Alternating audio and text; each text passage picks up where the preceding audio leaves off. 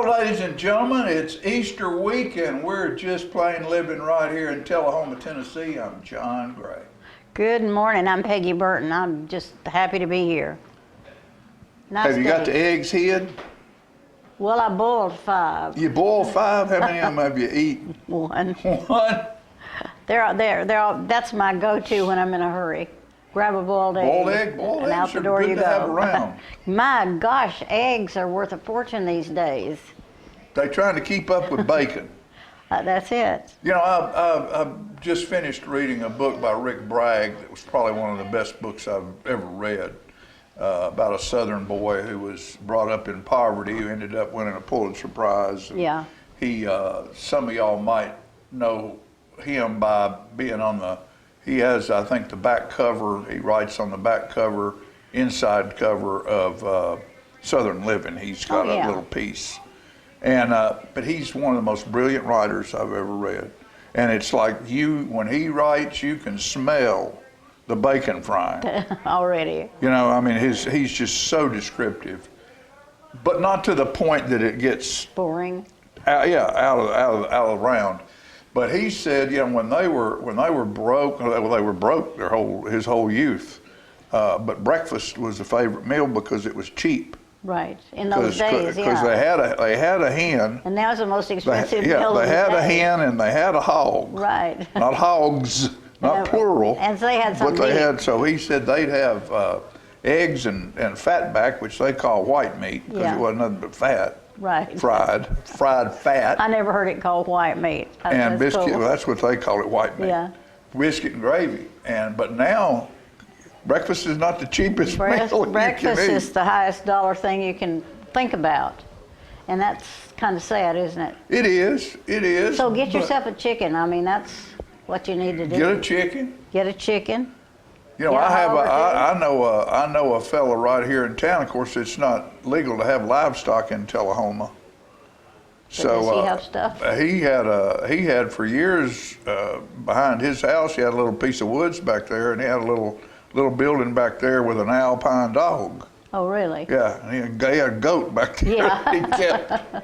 He called Everybody it needs a called it goat. an Alpine dog. I know everybody needs a goat. Need a goat. They'll mow Need to your have a yard. goat. They're funny. They're a lot of fun to be with. That reminds me of a little poem I wrote one time. Mary Pope on Church Road looking for redemption. And she hadn't done much wrong, but she still walked along. No, Mary Pope on Church Road riding on a goat, searching for redemption. And when she gets to the church and the church is locked and with nothing to do, she breakfast on goat barbecue. Oh my gosh. That's terrible. Yeah, it is terrible, but that is terrible. That's how it comes out sometimes. Yeah. Last night I wrote one about chigger bites. Yeah, I got it. In the middle of the night, I woke up. For some reason, I was itching, and I reached behind my knee, and I felt these two little something big. Little something. I don't know whether it's chigger bite, but I just figured it. I made it a chigger bite. You don't have things on your cat, do you? Like no, I don't think so. A flea or two? Who knows? No, she gets better kept. She's better kept than I am. Oh, okay. You don't have to worry about that cat. That cat's clean as a whistle. But we were, excuse me, talking about eggs. When your kids were young, did you hide eggs and boil eggs and color them and all of that? Somewhat. I've never been over the top on stuff like that, but yeah, they hunted eggs. You know, Fran asked me last night, she said, what was Easter like for you when you were young? And I remember a lot of things about when I was young, but there's a whole lot of stuff I don't remember. And I don't really remember, I'm sure, because my mom was one of those people who was creative. I can remember dyeing eggs, but I just don't remember much about that.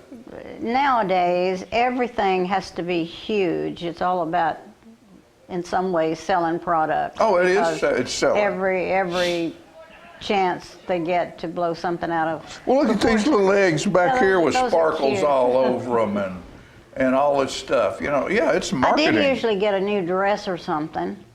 you know. Yeah, the for little Easter. girls, the Little Easter girls would parade, get- little bonnets, and yeah, that we. was. But I can remember the one thing I do remember, and I loved going to the farm in Louisiana. My dad was born in South Louisiana, and it might not be every year, but at least every other year, we would go to the farm.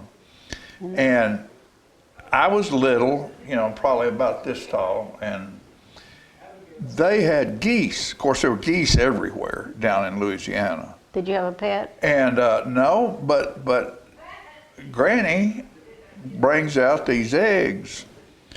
Oh my Hell, they're goodness! that big around, Like goose egg. goose eggs. And I said, well, where'd you get that big egg?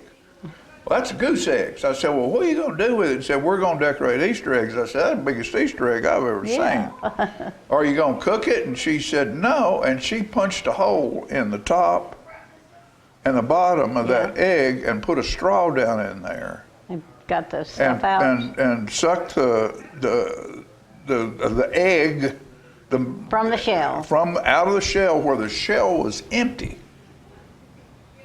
And she'd take the eggs and feed them to the chickens because goose eggs were just a little bit Well, too strong for them to eat. They didn't like In them. those days, people were smart enough not to throw everything away. No, they didn't throw anything away. You used and then she would paint that those outside of that. those goose eggs. They were probably beautiful, weren't they? They were very, very, very nice, but there was one problem. They didn't hold up. They were very, very delicate in the hands of a 5-year-old. Right.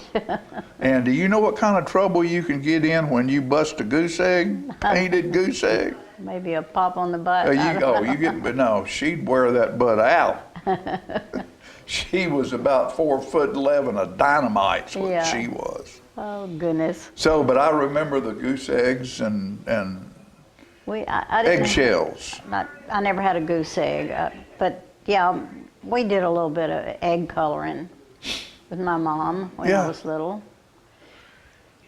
After we did all the chores, after we fed the hogs, and You fed slopped the chickens, slopped the pigs or the whatever. egg providers. Right.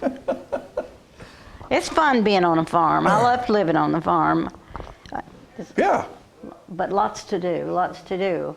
You know, nobody asks questions. You just The do land what- never stops. The land doesn't stop. You just do what you have to do. You know, I mean, the society can do whatever they want to do. I mean, that's why farmers deserve praise as far as I'm concerned, because their jobs from sun to sun or after, before Or and after. after. Exactly. Depends on what has to be done. But, you know, no matter what's happening in society or out here in town, their job never stops. That's right, and the animals have to eat like everybody else. Many nights, we had a horrible storm, and the creek got too high. The barn was on one side of the creek, and the house was the other. My father would sleep in the barn so he could make sure all the animals got fed.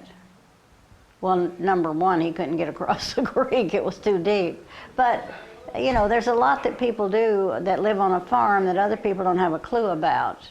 Then they wonder why eggs are so high. Yeah. Farmers got to get paid. So get yourself And, a chicken. you know, a lot of eggs now are, I guess in our society, we've gone through a space of time where it needed to be faster, better, and cheaper. Right. And that's too bad. there was ways that chickens and eggs and vegetables and everything were created and crossbred Yeah. to where everything happens quicker, bigger, and faster and prettier. And people have come to realize that there's no nutrients in this stuff. Right.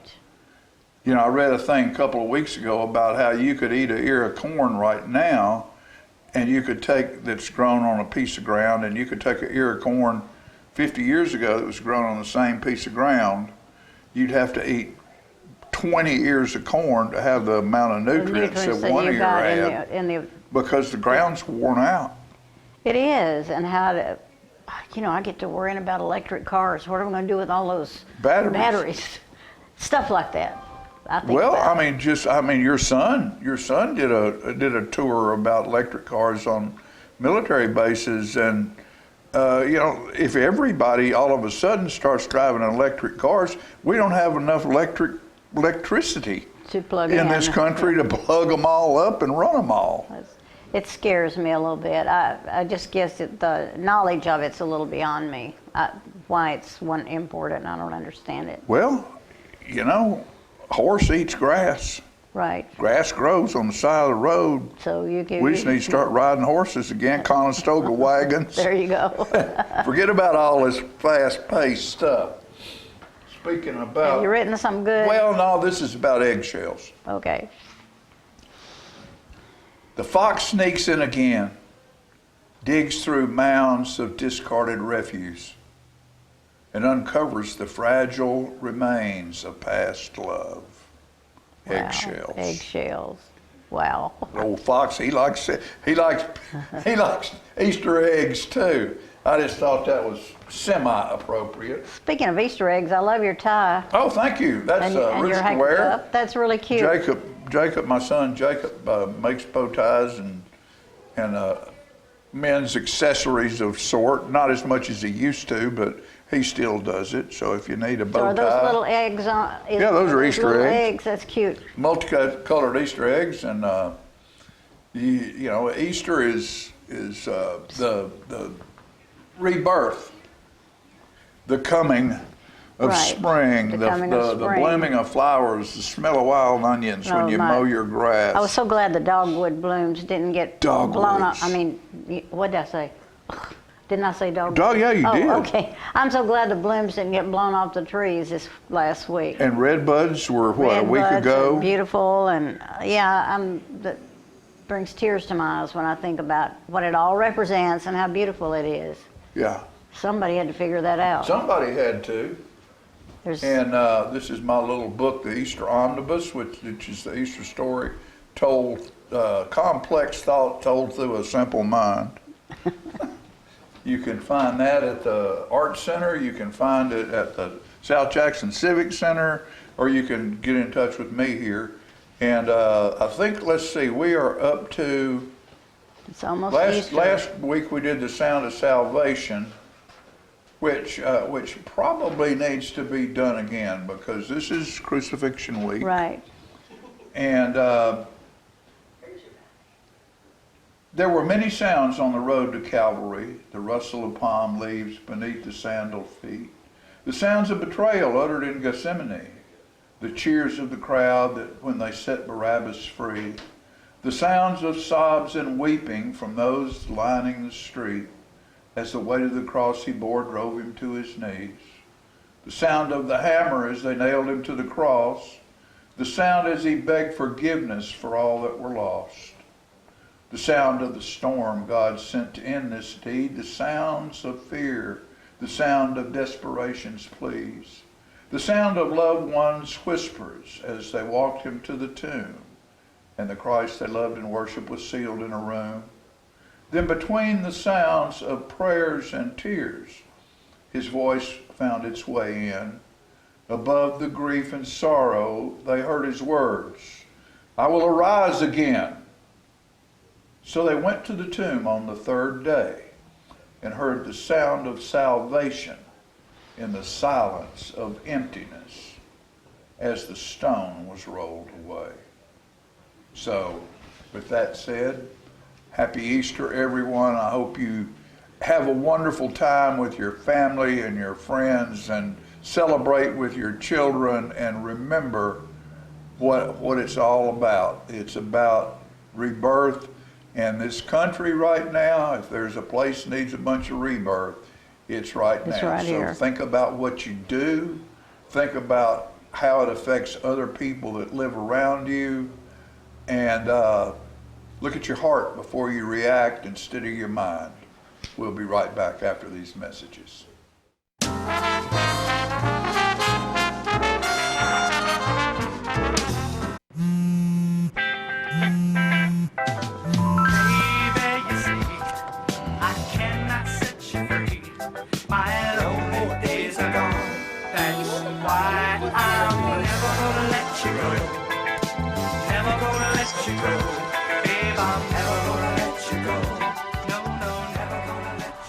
Here you go. Thank you. Thank you.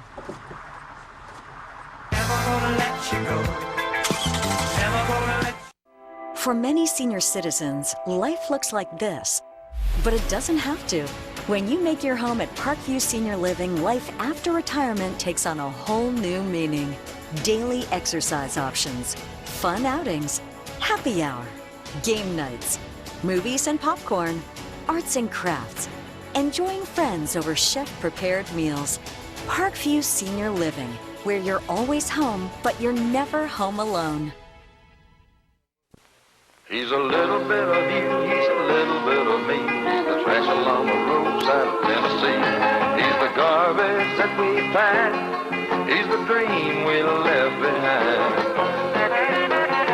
Lord, there ain't no lower class than Tennessee trash.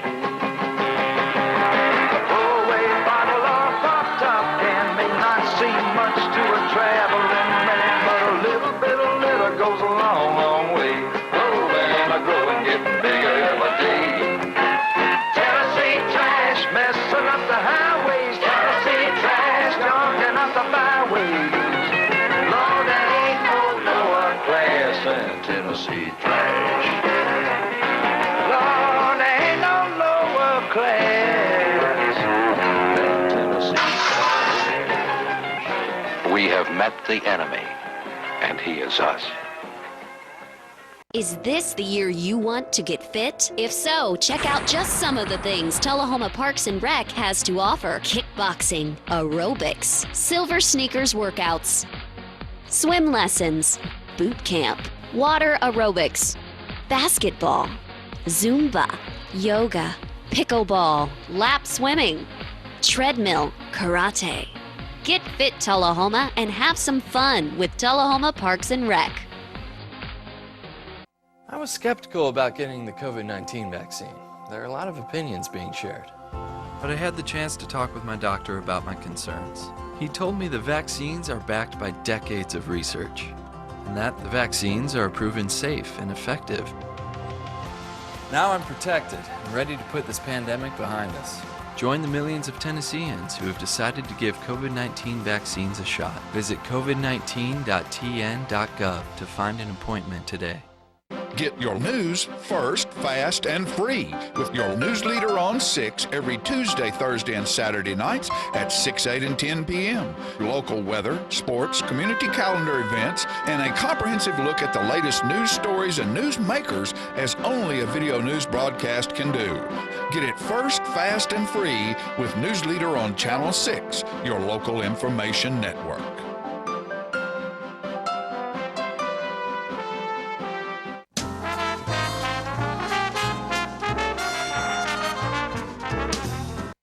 All right, folks, we're back, and we have, Bonnaroo's something that happens around here every year that we all get excited about because it brings great music and it brings people from all over the country and all over the world to our area and find out how beautiful and how wonderful the Mid-South is in the United States of America.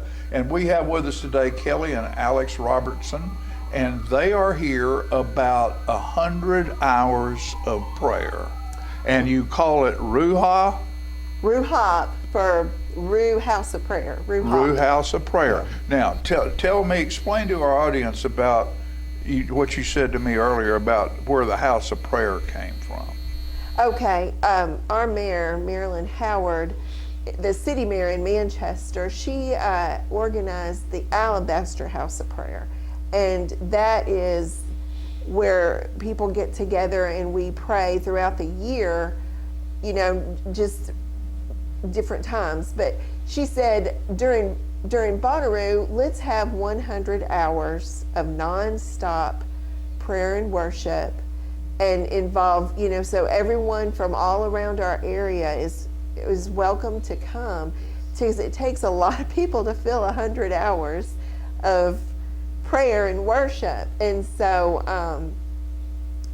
we've been doing that since 2015. In 2017, we had some people say, let's go out there and and speak to people, get involved with people. And, you know, it's like we use that Matthew 9, verse 35, or is it? And this is what it says. It says, Jesus went out, this is my paraphrase, to Bonnaroo, teaching, preaching, helping all those there. And when he saw the crowds, he was moved with compassion because they were harassed and helpless like sheep without a shepherd. And he said to his followers, the harvest is plentiful, the workers are few. Ask the Lord of the harvest to send out workers into this great harvest. That's our number one prayer. We pray for safety for everyone attending, our first responders, and we cover the entire festival in prayer the whole time it's going. And since 2017, we've had an evangelistic influence inside the festival, but we never stop the prayer. So we're inviting the community to come help us to pray. Okay. We're inviting the community to come to a free breakfast April the 15th at the community room there at Administrative Plaza. A free breakfast for anyone who wants to come. And we will give you more information and link. So if you can help us in prayer, we need that help. If you can help us in worship, as Kelly said, we need that help. And we want churches to link with us. Canvas Community will be hosting the House of Prayer, but the breakfast is at the community room. And that's in the Administrative Plaza Yes. in Manchester. 8 to 10, April the 15th. And after everybody pays their taxes, they might need a free breakfast. See? Exactly. That's good.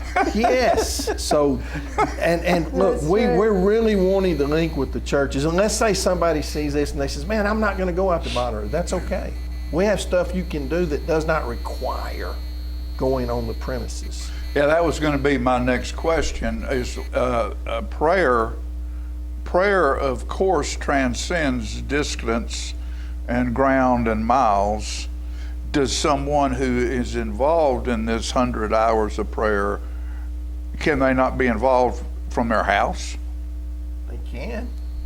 I mean, if somebody calls Yes. up and says, I want to take from 2 to 4 on Thursday night in the morning, 2 to 4 in the morning, write me down, can't they pray from there? I believe the prayer will reach Bonnaroo. It will. Absolutely. So it's not that you have to be physically there. That's right.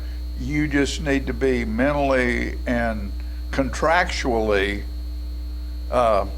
involved to where You can do if you that. say you're going to Yes. do it, you do it. Absolutely. You know, we have a lot of problems with that in our culture right now. You say you're going to do something, really doesn't mean you're going to True. do it. That is so Well, true.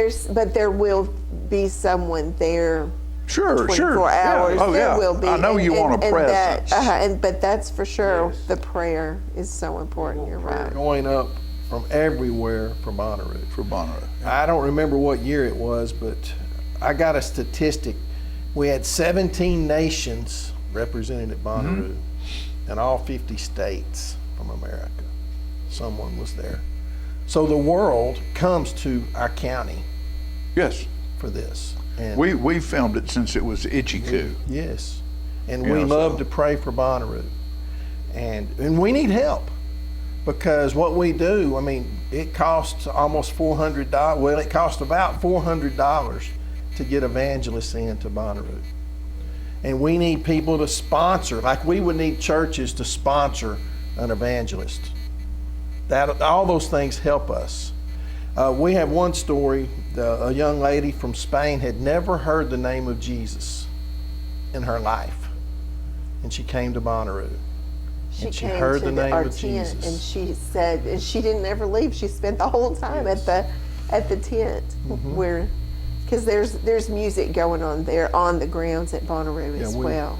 We do So an it's two acoustic. places. Yeah, we do an acoustic influence in Bonnaroo at our campsite, and an artistic influence because it's a music and arts festival. Right, right. And then we have people sharing the gospel throughout the we call it the farm.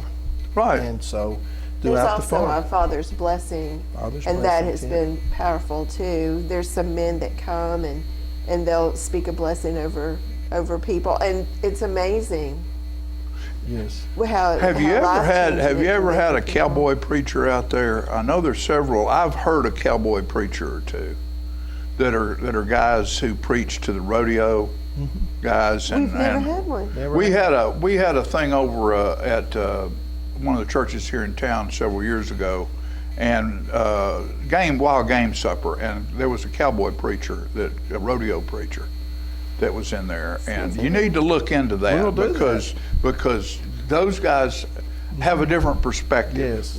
They're preaching to people who don't go to church, Oh, but absolutely. still have faith. But Yes. their job and whatever they do keeps them away from something on Yes. Sunday morning. So they have their own service and stuff at the rodeo grounds, Very and good. yeah, It's something you can called- look at. Yes, It thank you. does. It's called Love Reach. Sure. Is the name, and that's what we do. We go out there to show the love of Jesus, Sure, the sure. compassion that Jesus had. Okay, we're about out of time. So what I want you to do is give us where, when, and how. Okay. Right quick. Okay, April 15th is the breakfast at 8 o'clock at the Administrative Plaza Right. in Manchester. The prayer starts 2 p.m. Wednesday at Canvas Community Church. The week of Bonnaroo. The week of Bonnaroo, yeah. I believe that's the 14th. And so we'll start praying at 2 o'clock, and we won't stop till 6 o'clock Sunday evening. That's right. The 18th. Outstanding. Thank you so Yes, much thank you. for being here Oh, Thank on you our for show. the I'm opportunity. really glad that we're able to help you reach the people you need to do what you do, and I want to thank you for doing what you do. Thank you Thank for having you. us. It's wonderful to be around people like you and see that there's a whole lot of good still going on in this world we live in. Yes. Thank So good luck, and get in touch with them or get in touch with us here, and we'll find a way to get you where you need to be. And hey, it's tax day. It's April 15th. Hey, who doesn't want free food that day? Go over to Manchester and Yes. wander on in, and you might find something. Something might happen to you that never has happened before, or hadn't happened in a long time, and it could be pretty good for you. We'll be right back after these messages.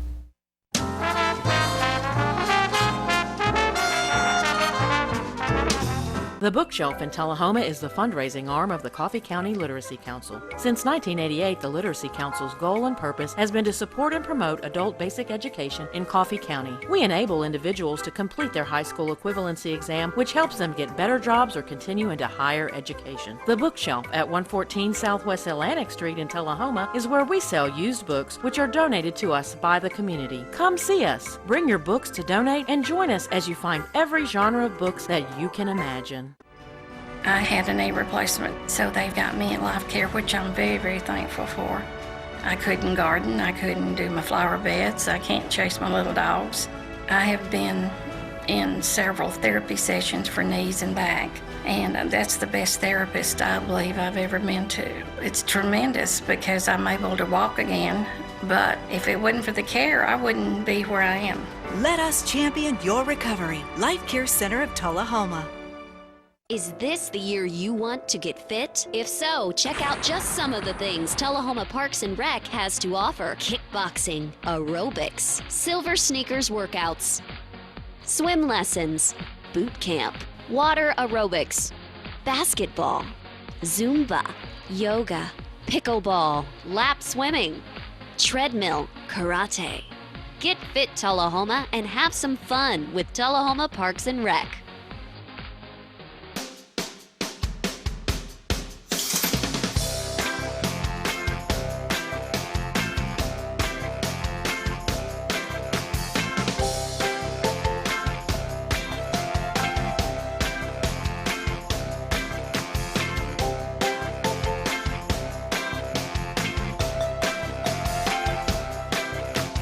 Parkview Senior Living, active, independent senior living at its finest.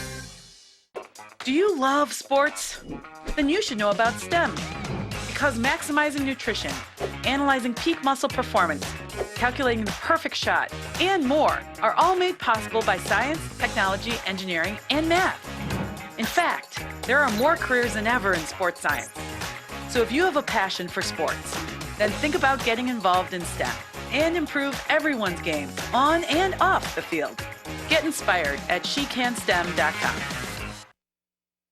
Get your news first, fast, and free with your news leader on 6 every Tuesday, Thursday, and Saturday nights at 6, 8, and 10 p.m. Local weather, sports, community calendar events, and a comprehensive look at the latest news stories and news makers as only a video news broadcast can do. Get it first, fast, and free with News Leader on Channel 6, your local information network.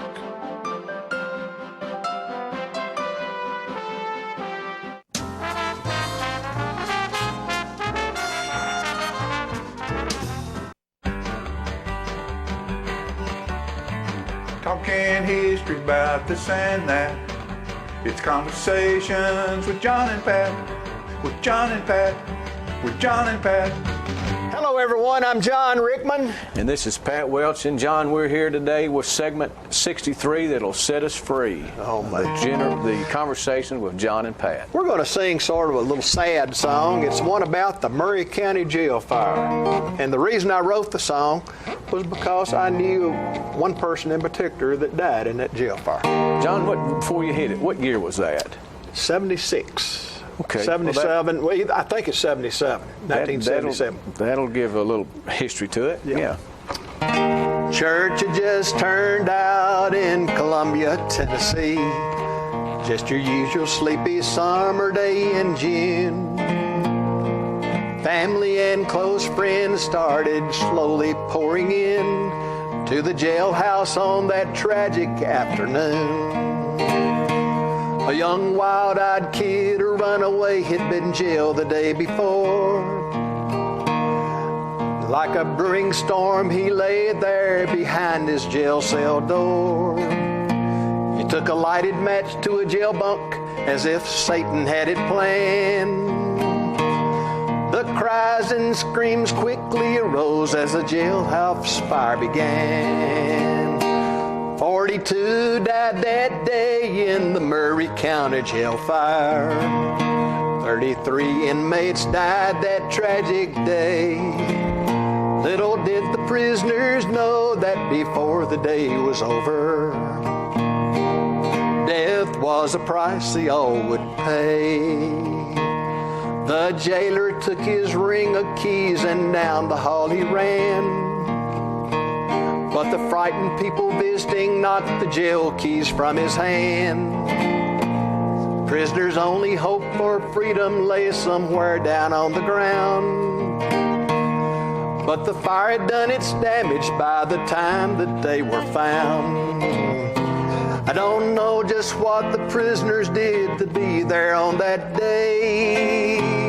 No matter what, it seems unfair that they should die that way. The Murray County jail fire still haunts our memory. Was the darkest day recorded in our county's history. 42 died that day in the Murray County jail fire. 33 inmates died that tragic day. Little did the prisoners know that before the day was over, death was the price they all would pay.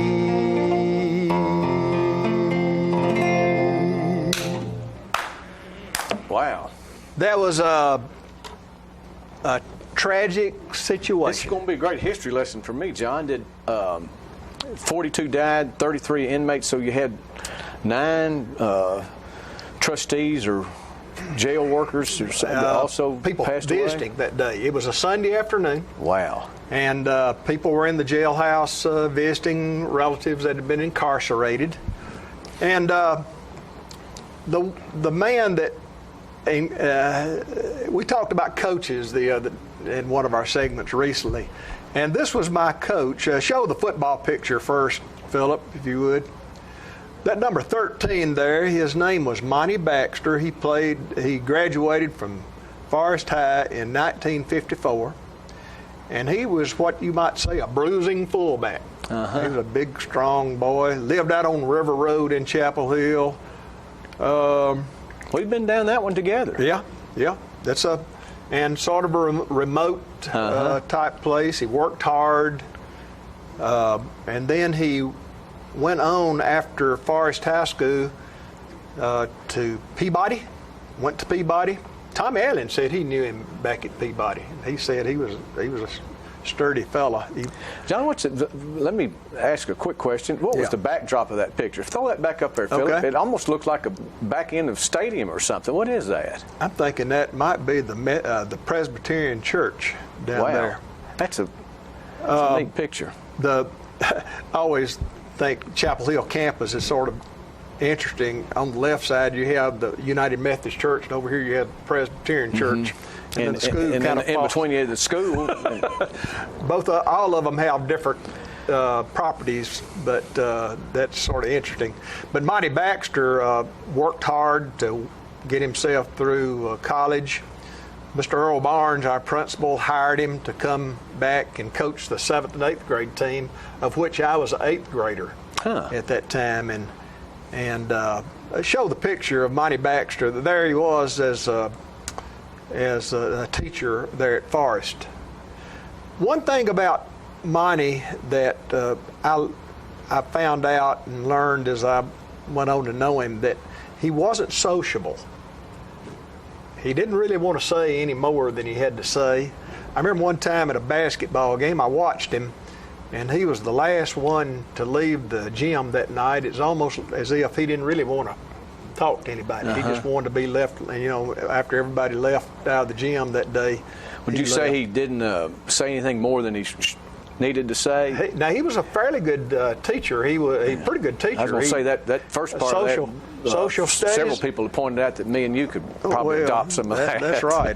But Monty had some mental problems, and he was let go. Socialization problems. He was let go from his teaching job after so many years, and then he acted peculiarly after that. Dressing, he shaved his head long before shaved heads were ever popularized. And he don't be too critical of that, John. Well, I know it's something that's today it's accepted more. But Monty was occasionally he would be in trouble over there at Lewisburg, over at the courthouse, over that area, and people knew about him. But he was the day that he was arrested in Columbia. I'm not sure why he was jailed that day. Maybe it was loitering. Maybe I don't know what it was. But he wouldn't give them his name. They asked, "What's your name?" He said, "John Doe." He was a big old stout guy. Big. You saw that how big, brute kind of guy he was, and they arrested him, put him in the Murray County Jail house over there, and then there was a young boy that got arrested. He was from Wisconsin. Zimmer was his last name. Brought into the jailhouse, and he had a history of arson. And I'm not sure why he was down in Tennessee, but he took a match or cigarette lighter or whatever and lit his jail bunk, and it was a toxic type of fume or blackening from that burnt mattress, and went all through. Now he hollered, "Fire, fire, I'm on fire." So they brought him out. He was the only one that got burned that day. The rest of the damage was done by the smoke inhalation. The jailer, like in the song, said he was trying to go to unlock all the doors, but the people who were visiting just panicked and just probably ran over him. Panicked, ran over him, and the ring of keys were down on the floor, and nobody he couldn't find them, so he couldn't let them out. And of course, it would have been hard to let everybody out anyway. So Monty Baxter died in that fire along with the other prisoners that day. They laid the folks out outside the jailhouse on the sidewalk or in the grass or whatever, and laid a sheet on them. They said, this is one person we don't know. And Marshall County That was Fire Department, John Doe. they said, we don't know him, and the Marshall County fireman said that is Monty Baxter. It was John Monty Baxter, actually, but he died in that jail fire. Now, the interesting thing, the thing that, you know, you can always think that was bad, very bad. But then you think about what sometime good will come out of things. The sheriff of Murray County is a boy named Bucky Rowland. Bucky Rowland's father was a long-term criminal. He died in that jail fire, and also, and his son, and his son now is sheriff. Became the keeper of the jail. His mother, his two uncles, his grandmother, and someone else died. He was orphaned. Bucky Rowland was orphaned after the jail fire, and later on ran for sheriff of Murray County and won, and he's sheriff of Murray County. That is a great story. Isn't that something? Yeah. But, you know, you think back to Monty Baxter, he tried hard in life, I think. He had problems, and he couldn't overcome them. Teaching probably wasn't for him. But Monty Baxter was he assumed everybody was going to be an achiever like him, and like so many students today, we didn't help him any. I got to say that when I was in the 8th grade, his being a teacher over 40 kids in a room, 40 children. If you said he didn't have his social skills, that's a disaster waiting to happen there. It really was. And that's my story about Monty Baxter, about the Murray County Jail fire, and about Bucky Rowland. Yeah. Well, that's a great story, John, because it started off tragically and then had a real turnaround and a real great ending at the end. That somebody lost his father, who was a habitual criminal, and then he becomes keeper of the jail. That's a great story of family redemption, really. Well, I hate to bear the news of its time, but we have now wrapped up segment 63. We hope to continue as long as management will allow us to, and we're so appreciative of our time here. Thank you, one and all. Talking history about this and that. It's conversations with John and Pat, with John and Pat, with John and Pat.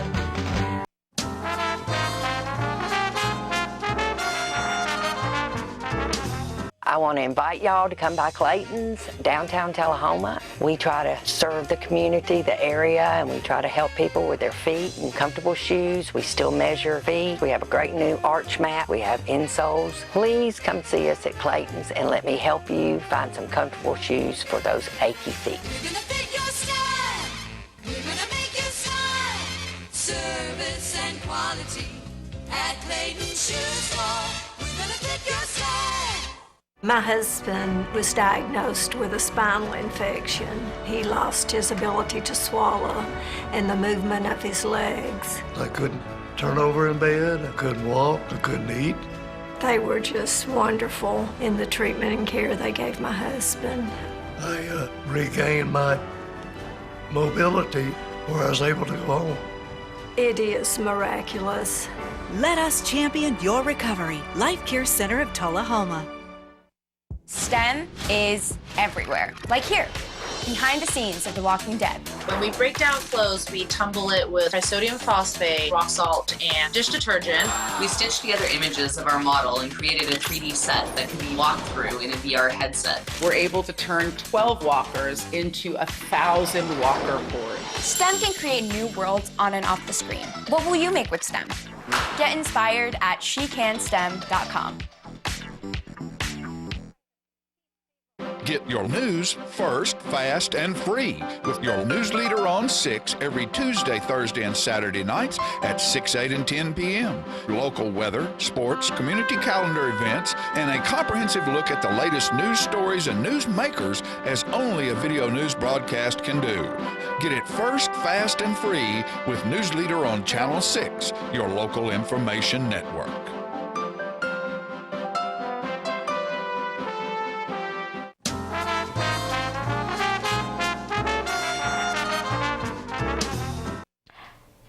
Welcome back. I'm so glad that you hung around for this next segment.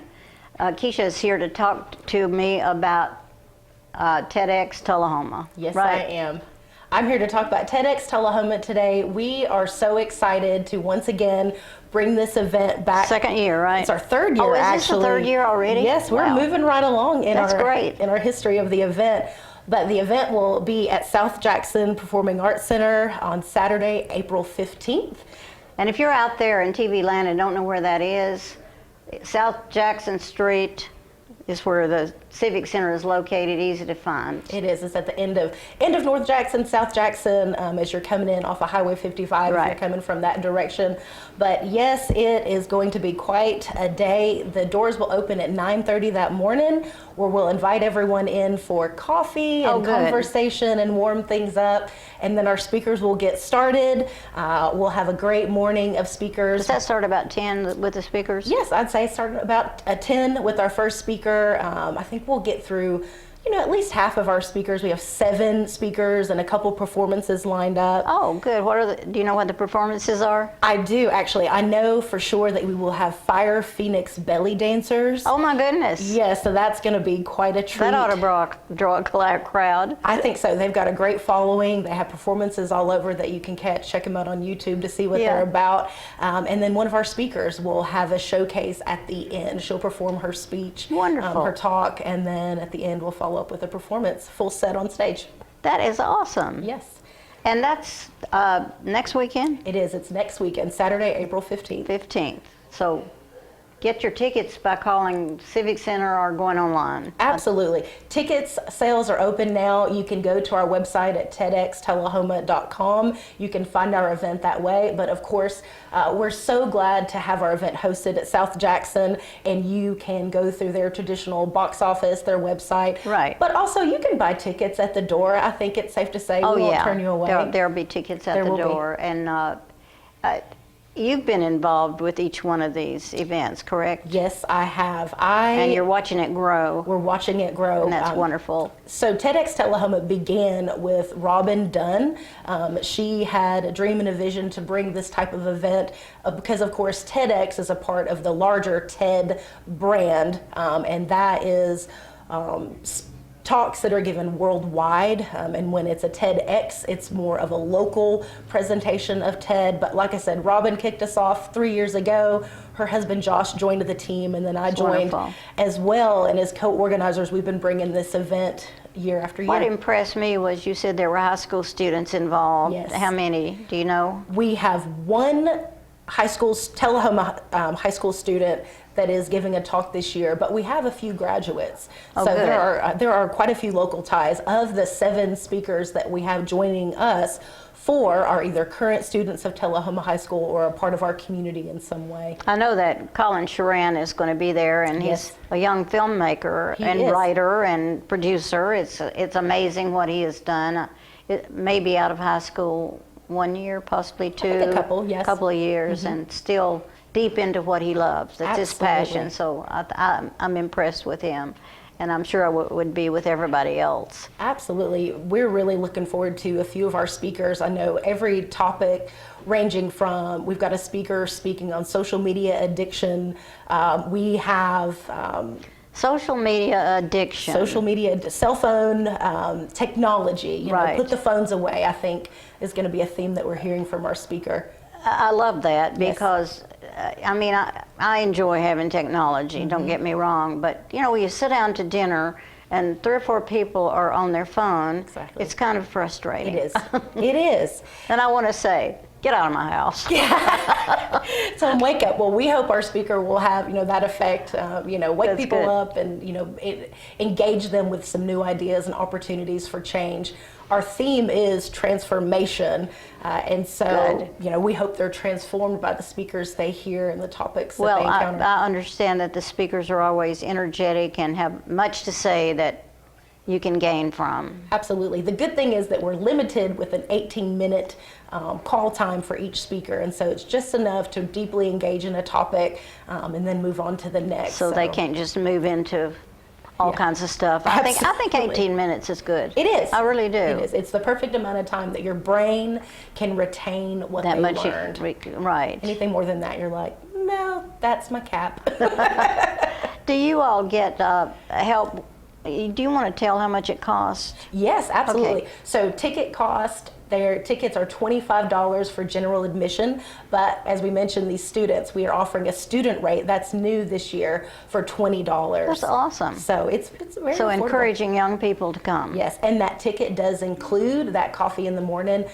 We'll take a break at lunch before we hear the rest of our speakers. So that ticket is, a great engaging event plus, coffee and lunch. And it helps you pay for what all's going on. It does, and we have some generous sponsors. We're so glad to be supported by NAS, Bechtel, and Vanderbilt Tullahoma Heart and Hospital. Wonderful. Without them, of course, you've got to have your sponsors sure. to put on a great event. I think we're so fortunate in this region that we have very giving companies that support good things like this. Absolutely. Many businesses in our community see the value of enriching our community, with events like this, and we're thankful. We've been blessed. We have. Absolutely. And I remind people that it's the 15th. It is. Show up at 9 o'clock and have coffee and maybe a snack. Absolutely. Show up at 9:30 and we'll have coffee and pastries out. And then, like I mentioned, there'll be lunch at that break. So do you have somebody that donates lunch? We do not have anyone that donates lunch. But So lunch if there's will- anybody out there that wants to offer up some goodies for lunch, it would be nice, Absolutely. wouldn't it? And to your point, Peggy, this will not be the last event. We know that we will be hosting the event again at South Jackson. And do you take ideas from other people on what they'd like to hear? We do. We don't have our theme Agenda. selected for the next year or speakers. And so absolutely reach out to anyone on our team and we'd be happy to. How do y'all decide the theme? Do you get together and just throw out ideas? It is. It's kind of a brainstorming session. We Yeah. have an incredible team that puts this together. I mentioned Josh and Robin, myself. We have Greg Gressel of South Jackson. We have Philip Scoggins, I think. Oh, he's yeah. a team member And here. he's back here running the camera. He's an excellent Something. teammate. We have Sid Wing and Gina Wing, and then we have a new person helping us, Meg Glenn with Happy Go Social with our marketing. So you have a great group. We do, and John Brock, I think, he's our last. John Brock. Oh Yes. my gosh, I don't know how he stays alive. He's the busiest man I know. I know. And he's a sensational individual. We're thankful for our team. You have a it's great great. team, and I'm glad to know that you have people from the Civic Center and people from other walks of life around town. We do. And we're actually, our event is. You are an awesome person. You know that. You guys are doing such great work. Thank you. We're so lucky in this community to have young people that are coming back and giving to the community. Well, you got to come back because we're out of time. We'll be back with other things.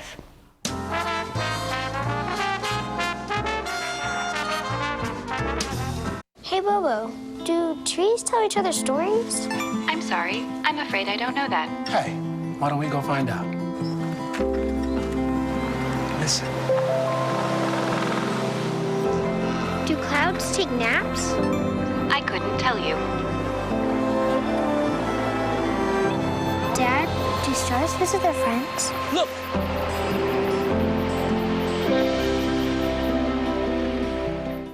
For many senior citizens, life looks like this, but it doesn't have to. When you make your home at Parkview Senior Living, life after retirement takes on a whole new meaning.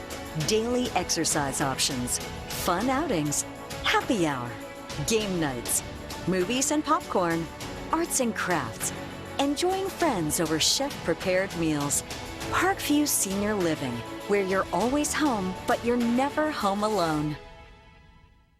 Okay, here we go. 3, 2. 3, 2, 1. COVID-19 has been a really long and difficult fight. So when we start talking about COVID, I completely get it.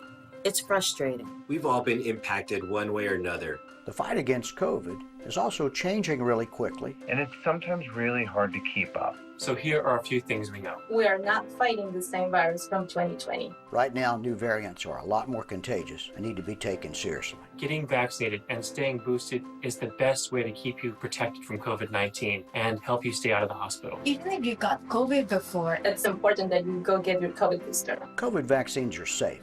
Much safer than getting COVID-19. We all want this to end sooner than later. So go ahead and do things. Go out and live your life, but get vaccinated. Stay boosted. We can all do our part.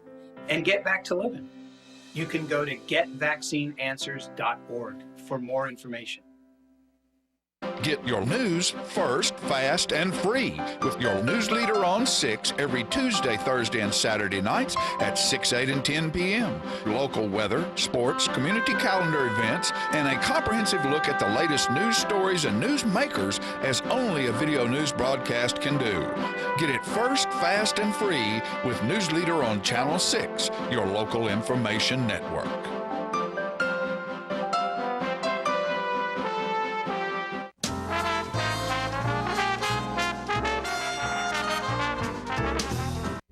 All right, ladies and gentlemen, we're back, and I'm glad to have my bride on with me today. It's always fun to be around her. And we got an event coming up at Alzheimer's Tennessee, and she's going to tell you just a little bit, or maybe even a whole lot more about what's going on. Good morning. Hi, baby. Good to be here. You look very springy in your yellow and your jelly beans. I sure wish I could eat Easter egg. Yeah. That's your son made this tie for me. Yeah, yours too. Looks good. Looks really good. Yes, Alzheimer's Tennessee is getting ready to have our 5th Purple Olympics, and we're really excited about it. It's happening May 6th at Tullahoma High School gym, and we are really looking forward to having a lot of people out this year. We love to have as many as possible in that gym. We're going to have registration at 8:30 that morning, unless people want to register ahead, which would be very helpful to us if you did. Simply by going to alzaltstennessee.org and then clicking on walks, you will find Purple Olympics and Walk for May 6th, Tullahoma. So please go there. It is a free event. We do appreciate donations for it. We have sponsorships available with a lot of great advertising if you're a sponsor. And if you want to bring a group of friends or family, neighbors, whomever from your work, form a team and come over. We start with a ceremony at 9 o'clock that morning of May 6th, and it's a very meaningful ceremony. We'll have great music from members of the Tullahoma High School Band, and the junior ROT cadets will be there, and they are such wonderful helpers. So we'll be all set up and ready to go. We have free food, we have great music. This year we will not have Kat there because she had a conflict of schedule, but we're so pleased to have Mikey Butner and his wife to be there with us, and they are just lovely people. And we heard them playing at the expo, Business Expo, and they had a lot of great tunes, a very party-like atmosphere. Yeah. So we'll have some dancing too, and we would just love for folks to come out. It's very family friendly, the Purple Olympics are, and a lot of times persons come because they are remembering or honoring someone in their family who has been affected by some form of dementia. So we wish all would come out that morning. We will have it inside in the gym. We have all kinds of games we play, races. We have an adult tricycle race, which is absolutely hilarious. We have a timed contest of putting an 8-foot-long puzzle of the state of Tennessee together. The state, as you know, has 95 counties. We did not cut it up into 95 pieces, though we have it in 25 pieces, and we time to see who knows their Tennessee geography and can put that puzzle together so quickly. And we have guessing games, and we have bowling. We just have all kinds of fun happening there. And about 10:30, 10:45 of the morning, we will have our annual cake and prize walk. We have lots of friends who are donating wonderful, delicious cakes.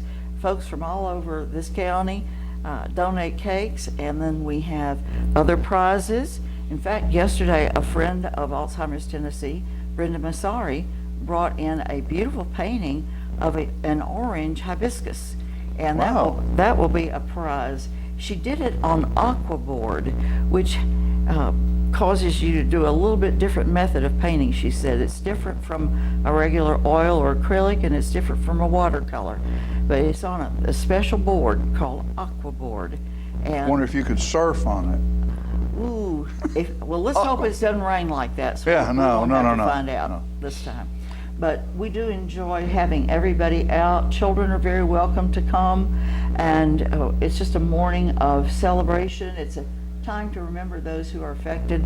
In Coffee County alone, we have over 800 families who are affected by some form of dementia. Most persons who have dementia have at least 2 care partners involved. Some are living in facilities, some are being cared for by outside agencies, but more people than not are being cared for by loved ones. And we want them to come and kind of let their hair down and have a fun time and laugh. And they're most welcome to bring their loved one who has dementia, who might really enjoy some of the activities themselves. So please come. But what we need for everybody to realize is this is our big fundraiser, the big fundraiser for Alzheimer's Tennessee in this region, and the money that's raised there allows you to have meetings at your office and have group meetings to where these loved ones, these caregivers, have an opportunity to find respite and help by meeting with each other and discussing with you or other people in the group about how things are going. And that all of that takes money. I mean, folks, just like any other thing that you do, it takes money. And we certainly would appreciate anyone who wanted to be involved. You know, last year, Bill Baxter, one of our members of the committee, came up with, because it was the Winter Olympics, curling. Yes. And so we have a curling event. This year, he's bringing in the new ladder toss that is 2 balls on a piece of string, and there's a ladder over there that you throw and try to wrap it around it, and scores differently.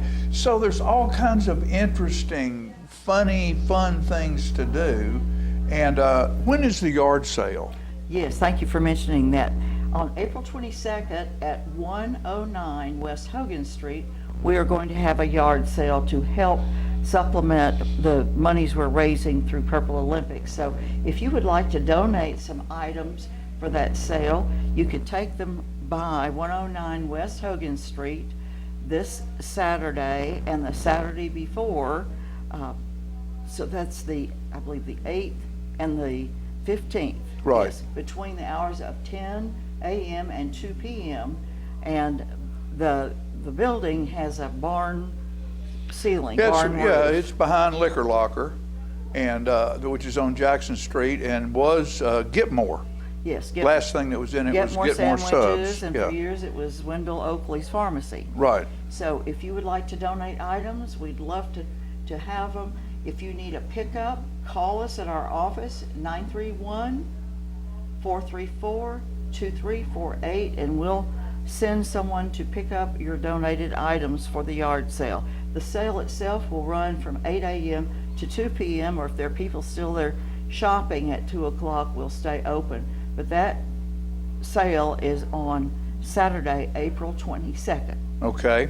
And remember, you nerds out there and all you smart people, that we will have a trivia night that goes along with this at Daddy Billy's, and that, of course, Alzheimer's is about mental, and so in the Olympics we kind of try to have some mental Olympics and some physical Olympics going on. So keep that in mind. We will have the trivia night to go along with this, and you'll hear about that later on. Thank you, baby, for Thank coming you. and seeing us. This girl right here is working on it all the time, folks, and I love her for it, and you should too. So with that said, don't forget the Purple Olympics. We'll be back after these messages.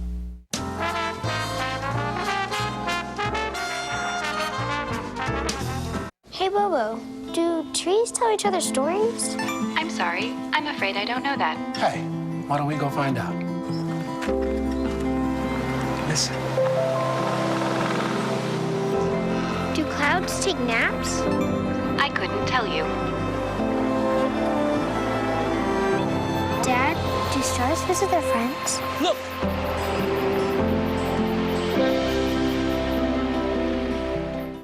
For many senior citizens, life looks like this, but it doesn't have to. When you make your home at Parkview Senior Living, life after retirement takes on a whole new meaning. Daily exercise options, fun outings, happy hour, game nights, movies and popcorn, arts and crafts, enjoying friends over chef-prepared meals. Parkview Senior Living, where you're always home, but you're never home alone. Okay, here we go. 3, 2. 3, 2, 1. COVID-19 has been a really long and difficult fight. So when we start talking about COVID, I completely get it.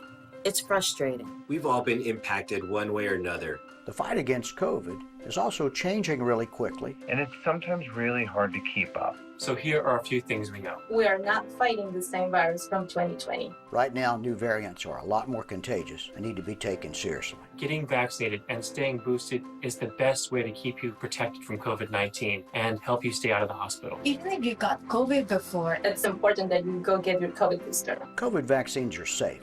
Much safer than getting COVID-19. We all want this to end sooner than later. So go ahead and do things. Go out and live your life, but get vaccinated. Stay boosted. We can all do our part. And get back to living. You can go to getvaccineanswers.org for more information. Get your news first, fast, and free with your news leader on 6 every Tuesday, Thursday, and Saturday nights at 6, 8, and 10 p.m. Local weather, sports, community calendar events, and a comprehensive look at the latest news stories and news makers as only a video news broadcast can do. Get it first, fast, and free with News Leader on Channel 6, your local information network.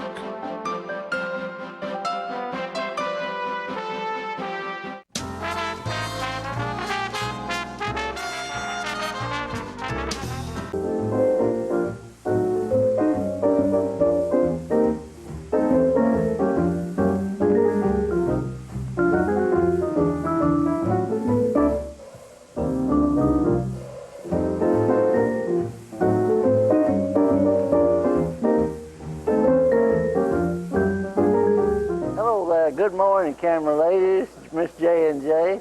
Thank you, John, for that introduction. We're glad to be here one more time. And as I said before, this is not the end of the story, but here's some more of it right now coming up.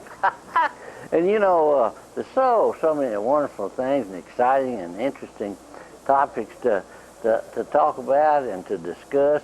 And one that's talked about very little or discussed very little, but it's an important part of all of our lives, and our last resting place. I thought I'd share you a little bit about cemeteries today, of all things. It might not cheer you up, but it will stimulate your thinking, you know, and bring back a lot of remembrances of loved ones and friends that have gone to the great beyond. And we have some wonderful, well-kept cemeteries here in Tullahoma and the surrounding areas. Oakwood Cemetery at the corner of Wilson Avenue and North Jackson Street is the oldest of our cemeteries in Tullahoma, and it was expanded about 30, 40 years ago. It enlarged because it was almost completely full, and it's well kept by the city and the public works people. They mow it in the summertime, they rake it in the fall, and look after it in the wintertime. I have no idea how many folks are buried there, but it's well kept. We've got some beautiful trees there that have been there for many, many, many years. Then there's the Maplewood Cemetery on Maplewood Avenue that's not as old as Oakwood, but it's well kept too on a slow rising hill and has a chain link fence around it. It's well kept by the city, and adjoining it is a Confederate cemetery. Back around 1862, 63, a fellow named of Captain Martin, or Colonel Martin, I don't know if he had a rank, gave several acres to the Confederacy and the Confederate leadership here to bury those that had died from wounds suffered in the Battle of Stones River at Murfreesboro when General Bragg's 20,000 troops retreated to Tullahoma in January of 1863, and many of them died of wounds suffered in that conflict, and many of them with flu and pneumonia that died in that time. And until 1995, there were 407 soldiers buried there that were totally unknown. Nobody had any records of them at the time, and our local Sons of the Confederacy did some research and were searching for something in the archives in Washington and found a list of those that were interred there at the Confederate Cemetery next to Maplewood Cemetery, and those names were verified, and 396 of the 407 were indeed verified to be accurate, and the group that found them published an up-to-date book, had a marble marker made, and rededicated that cemetery, and it's a beautiful, well-kept. It has a chain link fence around it, and it is kept by those who are members of the Sons of the Confederacy. As a matter of fact, it doesn't belong to the city, but it belongs to the heirs of those who are buried there, and they take it upon themselves to maintain it and keep that cemetery. There's a cemetery off the Turkey Creek Road just behind the Tennessee Training Academy. It's this Evergreen Cemetery that's been there for many, many years, and a little known but large cemetery just southeast of the Wagner Park complex that was part of Camp Forest is known as the People's Cemetery, and it's been there for many, many years. And I think the latest marker shows that the last person buried there was in 1937. I could be wrong there, but I've been told that, and I have seen some of those markers out there. It too is well kept, but when Camp Forest was built in 1940 and 41, nobody touched anything there, and it's still just like it was originally. Our good friend Tommy Allen and his class, that's one of their yearly projects is cleaning up cemeteries that have been abandoned or have been grown up in weeds and brush and trees and that sort of thing. Then there's a Bethany Cemetery out on Rock Creek, not Rock Creek, but the Riley Creek Road. It's a beautiful cemetery there by the church. Now, during World War II, there was a German, Italian, Japanese prisoner of war camp there at the edge of the entrance to Camp Forest, and some 20 or 30,000 prisoners of war were there, and they built about an 8 or 10 acre cemetery for those that possibly would die or become ill and subsequently die. But that area is in the industrial park, and it's right across the road of the street from the water tank in the Tullahoma's industrial park. There's a big opening there that was leveled, and I remember coming home on leave one time from the Navy, and I drove out there, and they had some German prisoners manicuring the cemetery there. I don't think there were ever more than 8 or 10 that were buried in that cemetery.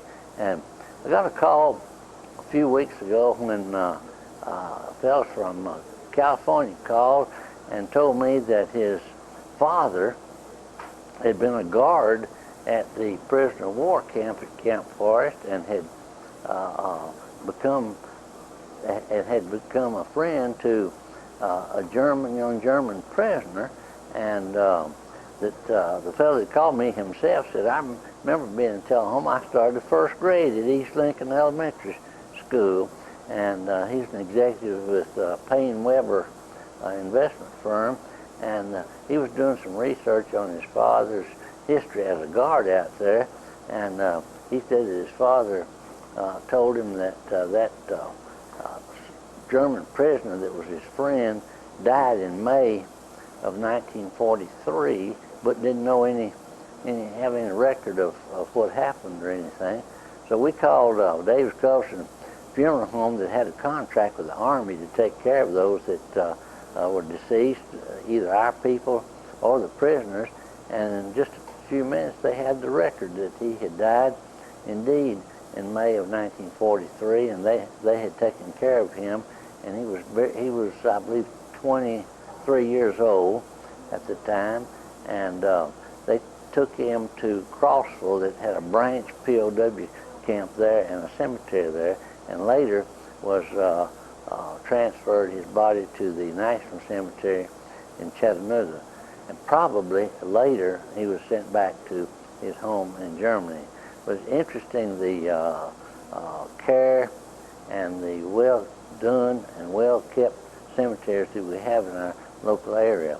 And the most recent cemetery was built in 1955, which is Rose Hill Cemetery between Tullahoma and Manchester. And it, of course, is being well kept, and might mention too that every year on Memorial Day, our Veterans of Foreign Wars and our American Legion Post puts flags on all of the veterans' graves that are identified, and this is up and going on 2,000 now, and I want to tell you that that's a blessing that we honor those at all the cemeteries for their service to keep our country free. I sure do thank you for watching, and this is not the end of the story, because there's a whole lot more to come. In the meantime, y'all have a good day, and we'll see you next week. Thank you.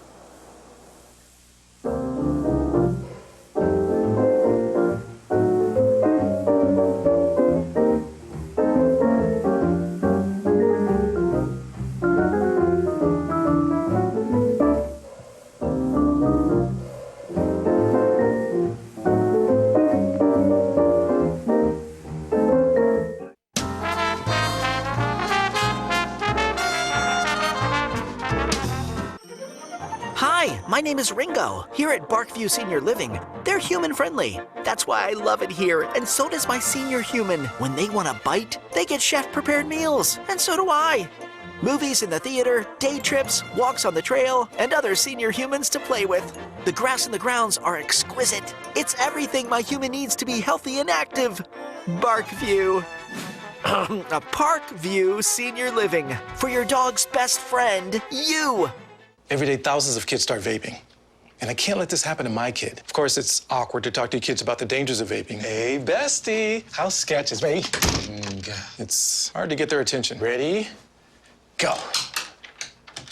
Yes. Look at that. You didn't turn yours over. So if you want to talk to your kids about the dangers of vaping, you got to get it trending.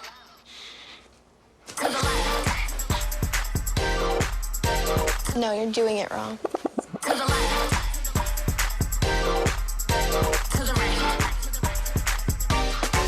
Let's go. Can we talk? Yeah, what's up? Visit talkaboutvaping.org for tips on when and how to have the vape talk. We teach Parkinson's patients how to move big and not let the Parkinson's slow them down. I've had patients I've treated in-house that could not even stand up, could not roll over in the bed, left the facility walking with a walker, have come back to us in outpatient and continued their big program, and are now completely, handling life. The success of the program is just phenomenal. Let us champion your recovery. Life Care Center of Tullahoma. Hi, I'm Smokey Bear, and I made an assistant to help you prevent wildfires. Dude, I've got this. I've been camping since I was 5 years old. But I am a camping influencer. You know what? I'll bet you $5. Okay. Assistant Smokey, what is the best way to put out a campfire? To put out a campfire, drown with water, stir, drown again. Then make sure the fire is out cold by feeling with the back of your hand. Wait, really? I'll take the $5. Get your news first, fast, and free with your news leader on 6 every Tuesday, Thursday, and Saturday nights at 6, 8, and 10 p.m. Local weather, sports, community calendar events, and a comprehensive look at the latest news stories and news makers as only a video news broadcast can do. Get it first, fast, and free with News Leader on Channel 6, your local information network.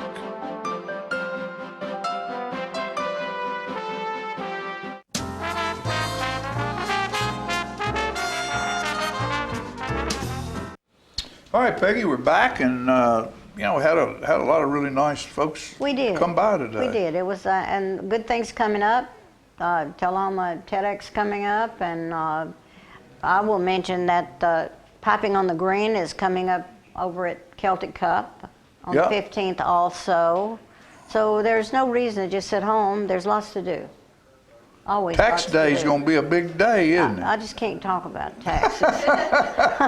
But wait, I get a whopping $7 back this year. Did you? How great is that? All right. You better than me. I can't think of having anything come back since I was about 25. Well, they'll probably overlook my $7. But I won't weep too much. Will you see Shannon and we them? are going to the Bell Buckle Banquet Hall for brunch at 11 o'clock. They always do a fabulous job over there. Easter, For Easter, and so Bart's flying in here. And oh, Bart's going to be in? Well, give him my best. I will. I always love to see him. He's one of my heroes. He's Bart Burton for president, y'all. he is one that I see occasionally come flying by. No, I'm kidding. I see him as much as possible. And where do they live now? They're up around Washington? They live in Chantilly, Virginia, which is close to everything. Yeah, everything Washington, up there he has to deal with. Because he still works there. Yeah. He's in New York today. He's somewhere else. Somewhere all the time. else tomorrow. Yeah. It's hard to keep up with well, my family. I hope you Shannon have a wonderful Easter, the rest of the Easter week, too. and all of you folks out there, you know, remember what it's all about. It's about saving grace. It is, and I hope it'll be a beautiful day, and everybody will enjoy it. And if you don't find an egg, don't worry about it. Eat something else. Right. You know, but deviled eggs are really good. Yes, they are. I have some extra eggs. They are really good. Deviled eggs are really good. I know a couple of people that raise their own chickens, and I get eggs from them, which is really nice. Yes, it is. It's a premium thing these days. It is that. It is that. You know, so let's see, Thursday night, Monday, Thursday, and then we go into the Easter weekend. So all of you Good folks Friday. out there, Good Friday, Easter Sunday, and you know, keep it straight and right. Did you end up seeing the play at the Civic Center? Yeah, did. Enjoyed it. It was interesting, wasn't it? Yeah, it was very good. Very different. Good. There were people from Nashville and Murfreesboro and all around here watching that play, and it was very well done. And some new people on our stage. Beautiful thing. Beautiful thing. And here's another beautiful thing. You are. For watching us for all this time. We appreciate you, and we'll see you next time. Happy Easter.